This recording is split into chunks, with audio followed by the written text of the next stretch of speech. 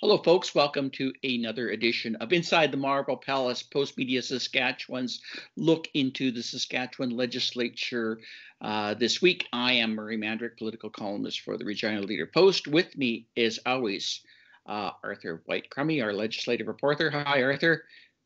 And special guest, Merelda Fiddler, Vanier scholar, teacher of Indigenous Studies at Johnson Shoyama. You've pretty much done all. You're a former journalist for people that don't remember, although I think a lot of people do.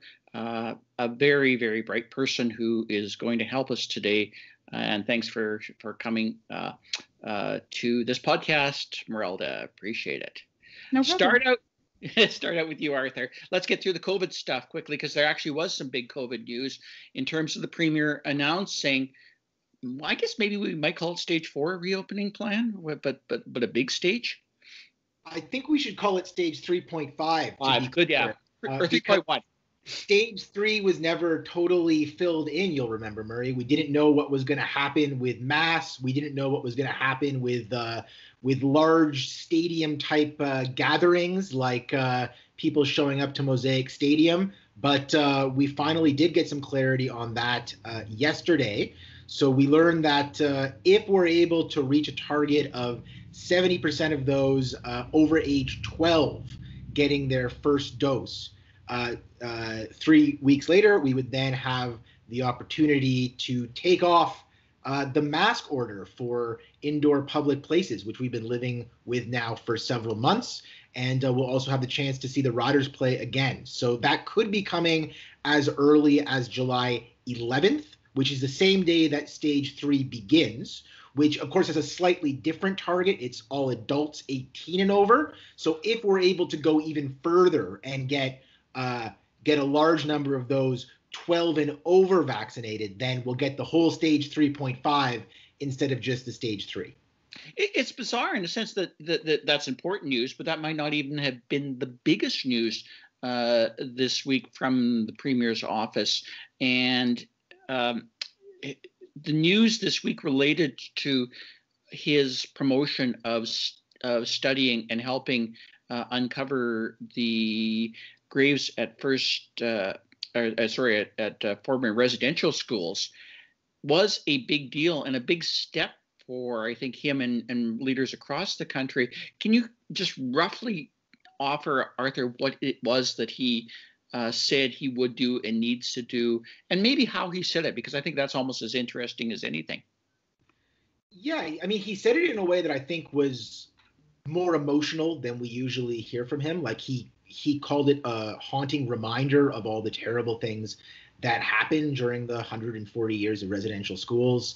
And then he came out and said that he's partnering with the FSIN to identify a certain number of schools that are believed to have a high chance of having these same kinds of, unmarked graves that we saw in Kamloops. And he's calling on the federal government to lead the way in trying to identify whether we have the same circumstance that they had in Kamloops. And if not, the province is going to step in and do it themselves. They'll come out with this sort of ground penetrating radar, other technologies to try to find out whether we are going to find the same tragic situation that we found in Kamloops. He said this is a chance for us to remember the really painful parts of our history. I think he called it the greatest stain, or one of the greatest stains on all of Canadian history. So he was very strident about that. At the same time, there are questions about why it only took this tragedy to come into the news for this kind of commitment. Action happened. Yeah, it's pretty amazing. It's a great place for you to step in, Merelda, because I don't get it either. As Arthur said, why now? Because I'm old. I've been writing about this for 20, 30 years. You're not as old, but you've dedicated a lifetime of study towards this.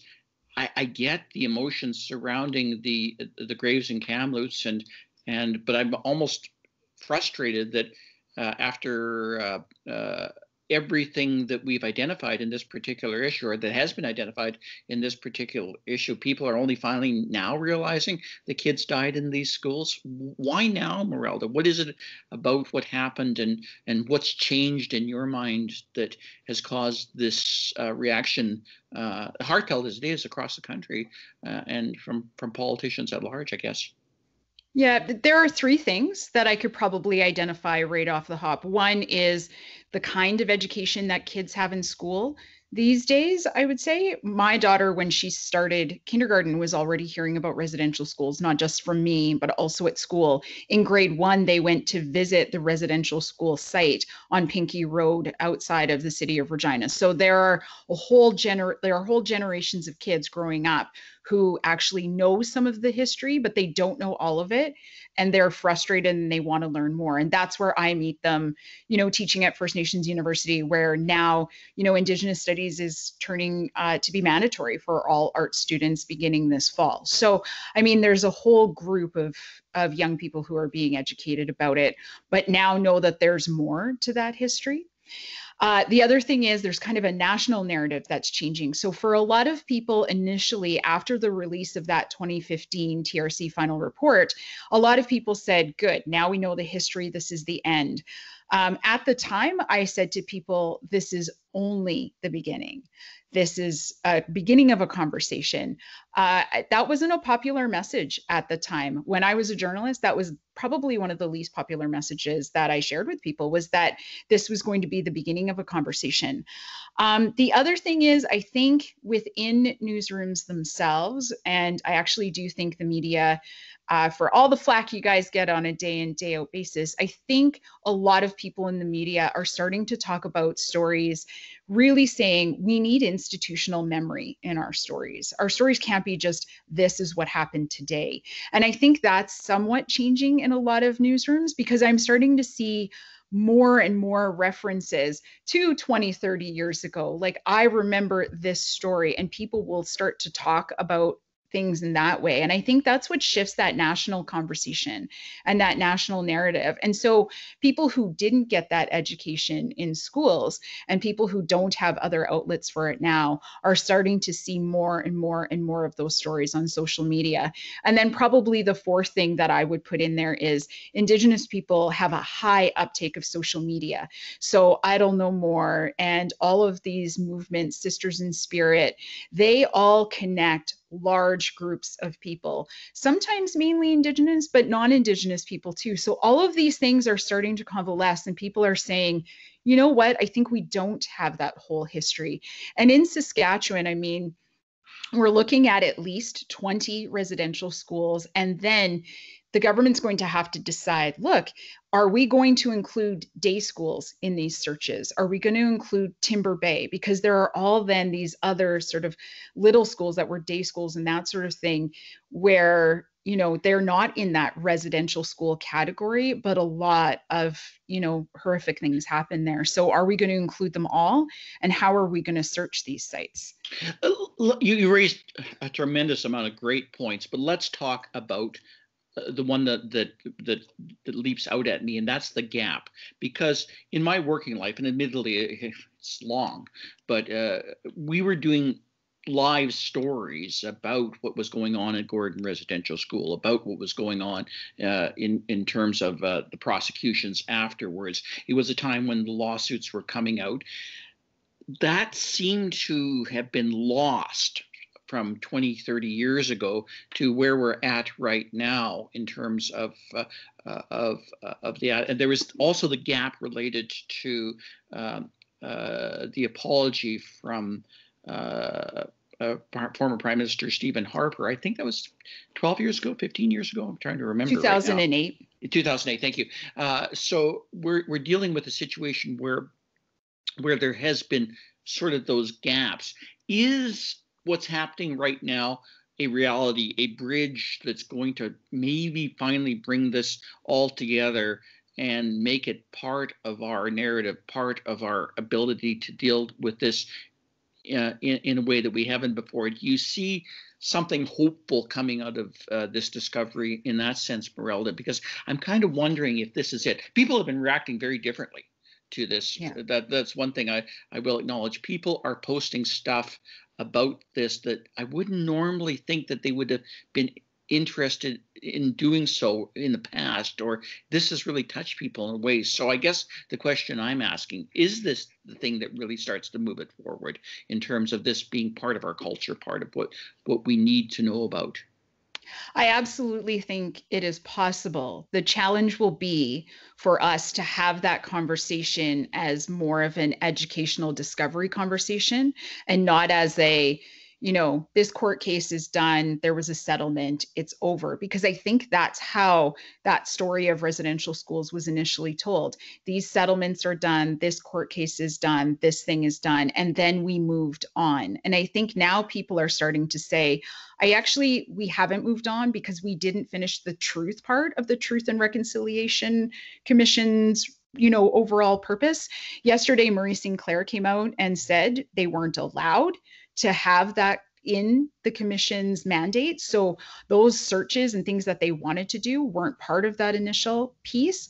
So I think as long as we keep talking about this as something where it's going to take more time than just a couple of years to sort these things out, there is potential for that story.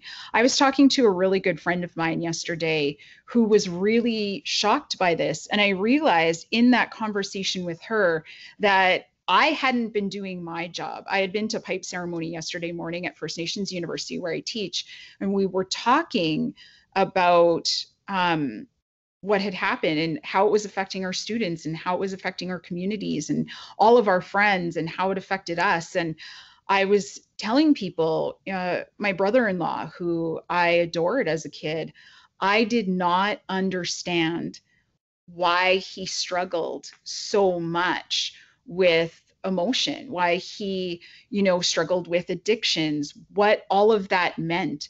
And it was going to university and learning about residential schools from people who survived it, and then carrying on as a journalist and telling those stories all the time, that I finally put all of these pieces together from my early childhood about what had happened there, why our communities were so ripped up. And that's not an easy thing. And I think as we start to have those conversations, it's going to be incumbent on some of us to start really saying, yeah, this actually came from here and these things came from there. And I think I see people just far more open to having that conversation, which is really encouraging. I mean, the flip side of all of this is, it's great to come out and say that you're going to do this, but now you've got to put people in your departments. You've got to make your deputy ministers. You've got to make, the people running some of these things, they have to be from the community so that that you're following the right protocols as you start searching the sites. And obviously FSIN will take the lead there and they would know that. But it's going to be incumbent on the province as well to kind of step in. And we don't know yet what the federal government's going to say. I mean, imagine 20 plus sites in Saskatchewan alone potentially to search, and then add that through each province. You have so many to go through. This is interesting. Arthur, let's look at this for a second as an exercise of growth in terms of the provincial government, particularly a rather conservative provincial government, although the NDP and other past Liberal governments' record on residential schools and many First Nation issues isn't much better. But I'm kind of wondering, in your time covering the legislature now, if you're sort of starting to see that growth strain coming through right now, because Premier Moe has gone through the 60s scoop apology. He's gone through several other issues. Recently in the legislature, we saw movement on Doyle Vermette's suicide bill. All this can be tied together. Is the province getting that in a way maybe that when you first started covering the Scott Moe government that you might not have seen? Yeah, I mean, it's hard to say, and there's a lot of different perspectives about how serious that engagement is and how much of it is just window dressing. I mean, certainly there has been movement. Certainly the 60 scoop apology was very meaningful for a lot of people who had survived that that program, and that we did see movement, as you said, over the last session with regards to the suicide prevention bill. That being said, there was a lot of criticism about the way that they had addressed that, because it took them 3 separate legislative sessions to actually agree to pass it. And further, it appears that their interpretation of what the bill means is very different from what the NDP had intended, and very different from what a lot of advocates were calling for. They view that bill as simply being a formalization of their existing plan, which is called Pillars for Life, which has been criticized as being not totally adequate. We also saw criticism against Scott Moe for not actually having come out and met with, Tristan Durocher, who was out on the lawn of the Legislative Assembly. That came up during the debate, during the campaign. So it really depends on your sort of perspective about how serious you view these moves, and whether they're, merely symbolic or something that's indicative of an actual kind of commitment to real action. Well, that's interesting, Merelda, because let's talk about that gap for a moment. And I know this is one of your favorite topics, between saying the right things, governments basically, maybe I should use the term lip service, because sometimes that's all they pay to this, although it seems inappropriate under the tragic circumstances that we're talking about in relation to the Kamloops situation. But it raises and poses a very serious question. For government, as sincere as they may be about wanting to do something, and as sincerely moved as they are right now at this very moment, is that enough? Is it a situation where, forever how well intended at this particular moment, there's a good possibility that they're going to move on to COVID or something else in a very near future and leave this behind? What do you think is required for governments, both, I guess, at the provincial and federal level, to do to offer something that is not going to turn this into another exercise of saying the right things in the moment and then not doing the right things that are actually going to lead to true reconciliation in future years? I'm going to get really academic about this first, because it's literally what I study. And then I'm going to say the one thing that I think everybody needs to do, that they can do in order to make this happen, because government is one part of it.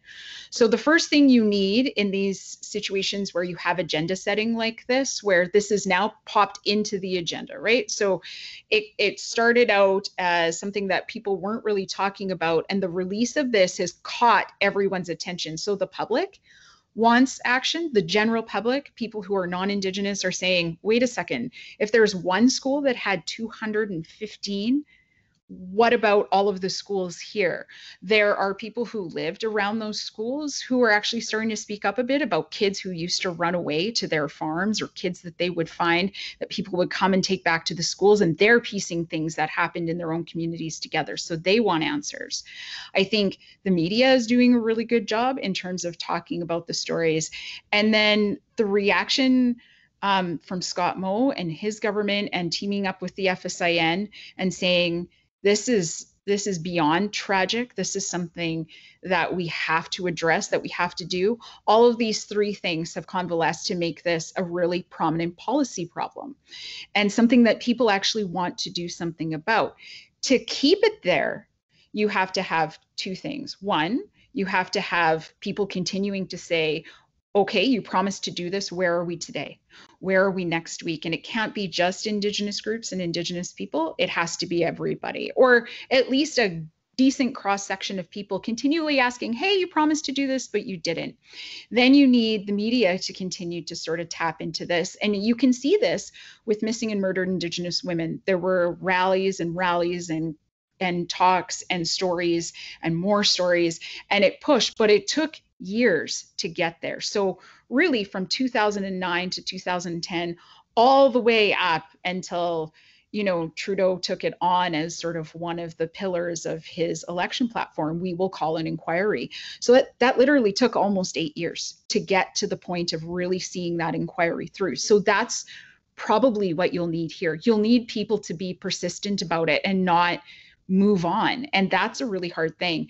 And then really, the government can do it without any of those things and say, hey, we promised we were going to do this no matter what. And so we're just going to do it. And if he sees it through, that will probably be one of the greatest olive branches. And then finally, we're seeing a lot of connection between people and COVID and how communities have kind of come together, and tribal councils and different groups have been offering vaccines to everybody. And they've been creating a lot of connection between all different groups as their clinics open and anyone could access those groups. So when you see all of those connections, you see how easily it can be that people can say, hey, actually, we can be together. And then I guess finally, if people want to do something and you don't know what that is right now, you know what? Listen to survivors, because I'm not a survivor and I cannot speak for them. But there are so many stories out there. And I promise you, if you go listen to them, if you listen to what they have to say, you will want to do something about this, and you will want to keep pushing, governments and everyone to get together and to actually really truly pull all of this truth out, because it's a lot for people to process and it's going to take time. What's the most tangible thing people can do, or what's the most tangible thing the First Nations community can ask for at this particular time to move the public and to put them in a situation where they're not going to forget, or for that matter, the media? And Lord knows we do have a shortened attention span sometimes on issues. What is it, the one thing that you think can be done at this particular point to accomplish what you just set out? Listen to us. Listen to every survivor. Listen to the communities. Listen to their stories. Hear them out, because I think, and you would probably have experienced this as well, when you start telling these stories, when you listen to them and you start telling them, you don't forget them. And it makes you want to do something, and it makes you want to change things, and it makes you want to support people. So if you listen to them, if you need to start slow, start by reading Indian Horse, watch the movie, watch We Were Children, pick up all of those books, just start somewhere.